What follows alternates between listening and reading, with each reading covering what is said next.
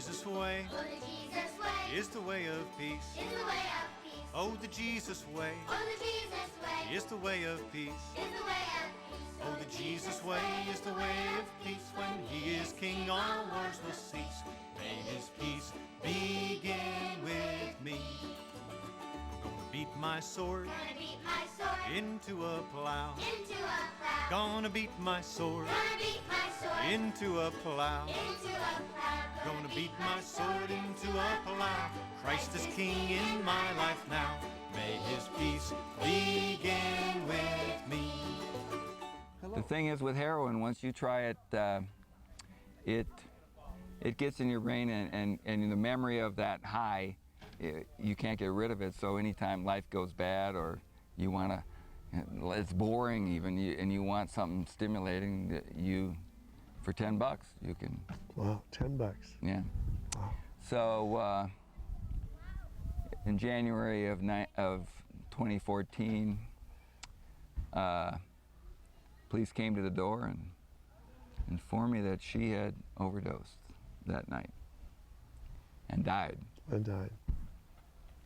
And so we've been living with that since, and we decided not to make a secret of that. In fact, her obituary said she died of an unintentional drug overdose, and because we want people to be aware of the dangers, and other young people to be aware that you can't really just play around with this stuff. It's lethal. Mm-hmm. And in fact, I mean, she's part of a statistic. In Pennsylvania, that year, the deaths from heroin overdoses increased like 70% in one Really? year. 1 year, and so it's a real problem. I mean, and this isn't, this is among the general populace. So it's a danger. This is the story of Elizabeth Kline Smeltzer, who was born in Modesto, California, and lived for 21 years. She died in Pennsylvania, January 25th, 2014. She was the daughter of Bonnie and Ken Kline Smeltzer.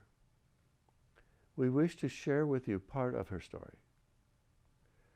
We were able to meet with her father, Ken Kline Smeltzer, and he agreed to talk with us about the very sensitive and personal aspects of her life and the issues involved.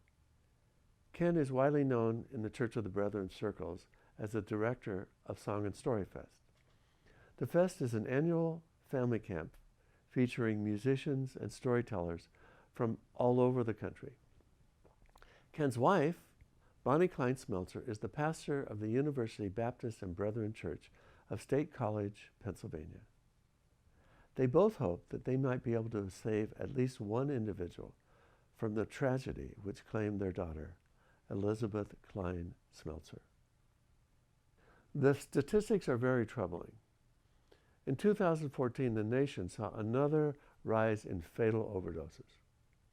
47,055 people died from prescription opiates and heroin, which accounted for much of the increase. According to the Centers for Disease Control and Prevention, that number was nearly 3 times as many as the drug overdoses recorded in 1999. The annual totals have spiked year after year during the last 15 years. In 2014, the deaths from just heroin tripled over the last 4 years. According to authorities, cheap heroin prices have made the drug more available, leading to many more deaths. Ken Kline Smeltzer has a long history in the Church of the Brethren. We met with Ken Kline Smeltzer at the 2015 Mountain Meadows Song and Story Fest held in New Meadows, Idaho. We asked Ken to start by sharing his history of involvement in the Church of the Brethren. I'm curious, have you been a Brethren all your life? Were you born into a Brethren family? Absolutely. I was born into a multi-generational Brethren family. My grandparents were Church of the Brethren. In fact, one grandparent was a minister. My father was a minister in the Church of the Brethren. But he never pastored much. He was on staff at at the general offices in Elgin, Illinois. He was mostly peace and social justice, that kind of thing. And then at the end of his life, he was a Washington office representative of the Church of the Brethren. In Washington, D.C.? In Washington, D.C., which meant that he was there to educate the brethren about national issues of interest to the brethren, not just religious issues, but issues like civil rights, peace, anything the brethren had an interest in. And then he was also there to lobby on behalf of the church, lobby the federal government to try and get legislation or actions that would be beneficial to humankind from the brethren point of view. So I grew up in the Church of the Brethren, kind of in the headquarters town. I grew up in the Highland Avenue Church of the Brethren. In Elgin, Illinois? Yeah. Oh, really? Yeah, from when I was 3 to when I was through high school. And, you know, I heard about the church a lot at home, and that was a main topic of conversation, and actually about my father's struggles to get the church more active politically or socially in support of civil rights and so forth. So oftentimes he would complain about the slowness of the church in responding or the conservatism. And so, you know, I picked it up, and I wasn't sure that I really wanted to be that all involved in the Church of the Brethren, but you know, if you're brethren and you've been to annual conference just about every year of your life, as a kid, we went every year because my dad had to be there, and so we turned it into a family trip. So this is the early 50s as you're growing up. Yeah, and 50s civil and rights 60s. is the main topic of what's going 60s. It didn't get to be the main topic until the 60s. Before that was more peace. But we went, you know, and then I was born in 51, so I was 18 in 69, and when the Vietnam War was raging, and so we advocated for peace and an end to the war through the church as well as outside the church. So I picked up a lot of my parents' values about peace and nonviolence and justice for all. I was involved in a high school underground newspaper in which we pushed those values with other young men, young people, or I guess we were girls and boys at that age. So this is a public high school? Yeah, Okay. yeah, public schools. We had a paper. Then when it came time to go to college, I didn't really want to go to a Brethren college. I wanted to enter the larger world, and I did that. And Where'd you go to college? I went to Antioch College in Ohio. Oh, really? For, about 2.5 quarters. The war was big. I decided at Antioch you had to be self-motivated, self-directed, and I didn't really know why I was in college at that time. So I quit. I dropped out, went home, got drafted, but I was a CO, and they didn't hear your claim to be a conscientious objector until you were drafted. Oh, really? Yeah. You got drafted first? Yeah, they didn't want to bother hearing Oh, my. people who weren't going to be drafted. So at that time, we had a draft lottery system, and I was number 82, my birth date. So they were calling me up. I had my physical, but then I went to the draft board and convinced them I was a conscientious objector. Did you have to make a personal appearance? Oh, yeah, personal appearance. My dad went with me. And you had to have a lot of written forms. You would answer questions. And so they granted me that status. So then I had to do 2 years of alternative service, and I chose to do it in BVS. And I wound up actually going to Europe and serving a couple places in Austria and in Spain. It was great. Nice. I joined That's a nice way BVS to and serve. saw the world. And then I came back, went to college in D.C. But when I was gone, my parents moved from Elgin to D.C. Studied environmental studies. Where? At George Washington University. Another famous college. Right downtown D.C. So I rode.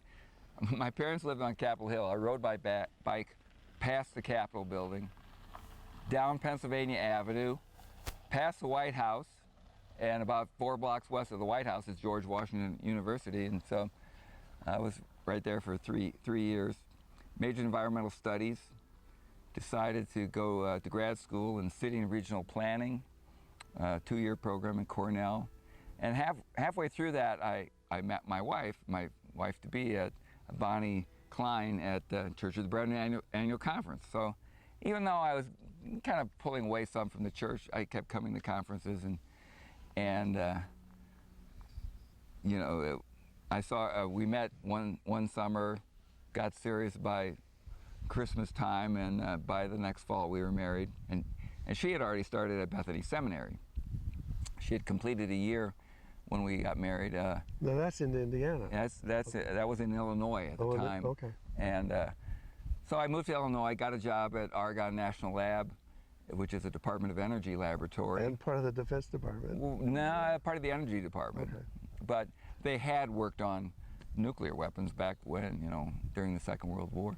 I still think they have a contract with it. Well, they probably have some. But they were looking at I was looking at doing energy and solar energy, and the impacts of solar energy technologies versus conventional technologies. So I did that for a year and a half, and then I started taking courses at seminary, and I realized that the church of the Brethren, but also the wider church, Christian church, there was room enough in its spectrum for guys like me who didn't exactly believe all the orthodox theology. I mean, there were, you know, Kierkegaard and Tillich and other thinkers who had expanded minds and could think outside the box. And so I went to seminary and really enjoyed seminary. And at the Brethren Seminary, could you think it that way? And be oh yeah. They encouraged broad thinking, and I mean, we had all kinds of folks there. I'm probably about as far left as you get in the Church of the Brethren, you know, in terms of going through Bethany. Oh no, actually, probably not. I'm sure there was a number who went to Bethany for a while and decided the church was just too conservative. They couldn't stay in it. But I found that I could be in the church and both communicate with people, normal people, and as well as hold true to my beliefs. And so, and also being there, I realized, well, if Bonnie was being trained as a pastor, I wanted to be trained as a pastor as well, so that I mean, our church, our personal life was going to revolve around the church anyway. As a pastor, that's the reality. So I might as well get fully trained and be able to participate in that as well. So that's what I did. Rather than just be the pastor's husband. Exactly. So even, you know, when she graduated 2 years ahead of me because she'd started before, and she got an associate pastor job back in my home church in Elgin, Illinois, at the Highland Avenue. And then when I graduated, we shared that job as associate pastors there. There was a senior pastor as well, Sam Flora, for a couple of years, and we got kind of antsy and wanted our own church. So that's when we moved to California, Modesto, California, as co-pastors there. And we were co-pastors each 3/4 time at Modesto Church of the Brethren for 16 years. 16 years? 16 years. That worked out really well. It worked out really well. And yeah, we enjoyed our time in California. We were there 16 years. We moved there in '86 with a 1-year-old, our son Jesse. And well, pretty soon after we moved, we discovered he had a brain tumor, and he was almost incapacitated. And you know, it was at that point that people from around the Church of the Brethren all over the country were praying for us and for him, and we realized the importance of our Brethren support group and family and network, and have felt that those connections even then. And well, he had brain surgery, and then chemotherapy following that, and then when he was 5, he had radiation treatments. But he's now alive and well. He's just turned 30 this past week, and is doing well. He's independent. You also have a daughter. Was she born in Modesto? Yeah, she was born in Modesto in 1992. And actually, we adopted her. We found out about her and adopted her at birth. And so she was a great addition to the family. Elizabeth was her name. And so we lived there until she was going into 5th grade. And at that time, we decided it was time for a change for us. You know, when you're pastoring together and you're also parenting together and you're also husband and wife together, it's a little too much togetherness. So we decided that after 16 years there plus 3 years before of pastoring together, we probably should look for separate jobs. And so we went on the job search, and Bonnie got the offer to be a pastor Pennsylvania, in State College, Pennsylvania, at the University Baptist and Brethren Church in State College. It's a joint American Baptist and Church of the Brethren congregation.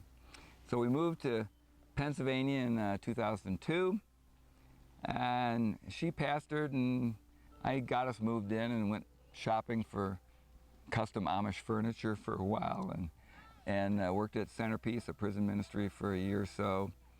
And then I started a handyman business, and there was a church nearby looking for an interim pastor, so I began interim pastor work, half-time interim at the Burnham Church of the Brethren, about half hour down the road from where we lived.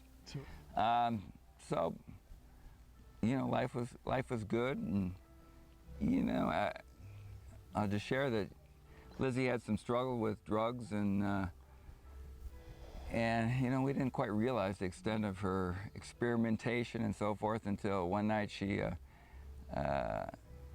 overdosed on heroin.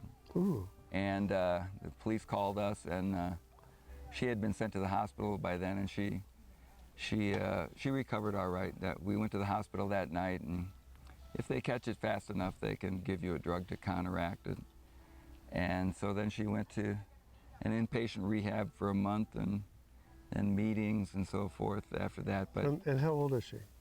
She was at that time, I guess 19. Wow, just out of high school. Yeah, she had started Penn State and had done most of a year, but then had pulled back to maybe a course or two. I mean, for me, it's hard to imagine that there's heroin that available to be, you know, available to high school students, Right. or people out of high school, Right. in Penn State. I kind of think of it as a big city thing, you know, in Chicago, LA, New York. Well, that's actually a misconception, because well, heroin is no longer, you know, just a ghetto or you know, black persons or a minority. It's spread all over the country, and actually, it's quite cheap and quite pure. Mm. And a lot of people these days get hooked on painkillers, OxyContin, oxycodone, those kind of things, which have an opioid in them. And then when they can't get them anymore, their prescription's over, they somehow get hooked, and then they switch to heroin because it's cheaper, actually cheaper. And I've heard people who are really addicted to OxyContin say it's a terribly thing, hard to detox and get off of it. We don't, that wasn't really Lizzie's path. She, I think, was just thought, you know, she could experiment and do drugs recreationally and get away with it. She wasn't like a daily user, you know, addict. But the thing is with heroin, once you try it, it gets in your brain, and in the memory of that high, you can't get rid of it. So anytime life goes bad, or you want to, it's boring even, and you want something stimulating, that for $10 you can. Wow, $10. Yeah. Wow. So in January of 2014, police came to the door and informed me that she had overdosed that night and died. And so we've been living with that since, and we decided not to make a secret of that. And in fact, you know, her obituary said she died of an unintentional drug overdose, and because we want people to be aware of the dangers, and other young people to be aware that, you know, you can't really just play around with this stuff. It's lethal. Mm-hmm. And in fact, I mean, she's part of a statistic. You know, in Pennsylvania, that year, the deaths from heroin overdoses increased like 70% in one year. You know, and so it's a real problem. I mean, and this isn't, you know, this is among the general populace. So it's a danger. I had no idea that heroin has become that common, but from your experience, you're saying it's quite common all over the country, and we don't make as big of a deal as it used to be, but it's very prevalent. Cheap and available. That's right. It's cheap and available, and it's available just about anywhere. And so are I've just read this year about a new generation of synthetic drugs that are coming in from all over, but China and that aren't even regulated because you have to be a banned substance to be regulated, and these are new substances. So it's a big problem, and we've also learned to become advocates for treating people who use drugs not as criminals, but as people with a disease, people who need treatment, not necessarily punishment. And it takes treatment with patience, because often it's the first rehabilitation doesn't do the trick. It's not a quick fix to change that kind of habit. No, it's not. So one of the things the man that Lizzie was with when she died, and who was doing heroin with her, and who sold her dose, she died on his couch with her feet in his lap. They both fell asleep. That's how you die of heroin. You fall asleep and stop breathing, because it depresses your central nervous system. He was then charged not only with possession of paraphernalia, etc., but with the more serious crime of drug delivery leading to death, for which in Pennsylvania you can get anywhere from probation to 40 years. Wow. And we began advocating for him, saying most drug deliveries do not lead to death. 1 in 10,000 or 1 in 100,000, because that many people are using it. So he could not realistically foresee that this would lead to her death. So, and yet he's being held accountable by the law for her death. And he was willing to accept it. It wasn't him, but the prosecutors, who were really mostly out for notches on their belt. They want to be seen as tough on crime. They wanted to give him at least 6 years to 15 years. We said no, we didn't believe in that. We didn't think that would be helpful to him, that he needed treatment, not incarceration. That he should be treated as somebody with an addiction himself, which he has. How old was he? He was a few years older. I think he's 27. So we finally met him after the trial. I mean, there was no question about the facts. He agreed that he sold, and he didn't even sell them to Lizzie at a profit. He was just looking for somebody to use with. So we advocated for him. I think we got his sentence lessened from 6 years to 4 to 12. So he had already spent almost a year in prison. So, and they're supposed to give you drug treatment in prison. Whether that will actually happen or not is a good question. But in prison, you're also supposed to be drug-free, because there's not supposed to be drugs coming in and out. So he's already, drug-free. And he actually, from when he was incarcerated to the end, he looked healthier. He was doing better. So being off drugs was good for him. And some people might need prison to get off drugs, to keep. Now, whether they stay off drugs when they come out depends on if they get treatment, if they grow. But if they can find other things to do when they're unhappy, when they're frustrated, when they're sad, lonely, tired. I mean, hurt. This guy was not a degenerate. He had been trained as a ultrasound tech, and worked in a hospital till he got fired because he was using drugs. So anyway, so we've gotten aware of the prison system and the prosecution system and the incarceration system rate in our country. It especially applies to African Americans and Hispanic people. They get convicted at a higher rate. Now the guy she was with happened to be white, so white people still get convicted too. And but the war on drugs has not been successful. I mean, it's been successful in putting a lot of people in jail, but not in stopping the use of. So we learned about this in the last 2 years. And you also worked with him while he was in prison. We've met with him since. Met with him. Yeah, you can't really work with him. Okay. You know, Is he in prison now? yeah, he's in state prison. Okay. Not too far from us.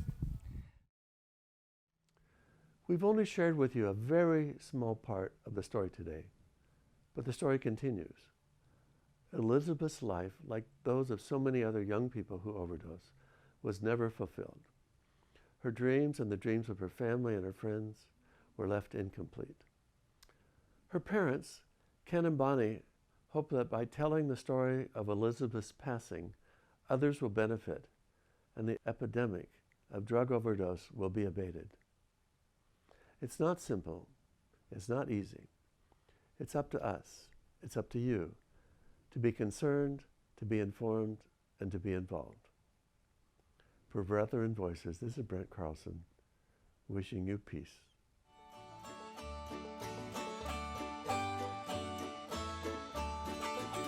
All those who tread the path he trod, all those who tread the path he trod, all those who tread the path he trod shall be called the friends of God. May his peace begin with me. Oh, the Jesus way is the way of peace. Oh, the Jesus way is the way of peace. Oh, the Jesus way is the way of peace. When he is king, all wars will cease. May his peace begin with me. May his peace begin with me. Hi, I'm Alton Brown, and I used to have a goat. Where did my goat go? Well, it went to a family who really needed it, just like the heifer cow I used to have and the water buffalo, which was really too big for my place anyway. Now, why send livestock? Why not say tractors? Because giving an animal is like giving someone a small business. All that wool, the milk, the eggs turn into income for medicine, school, clothing, a better home, a sustainable livelihood. It even produces fertilizer for crops. And of course, it makes more livestock, because you know, animals make baby animals. That's what they do. The next thing you know, the family that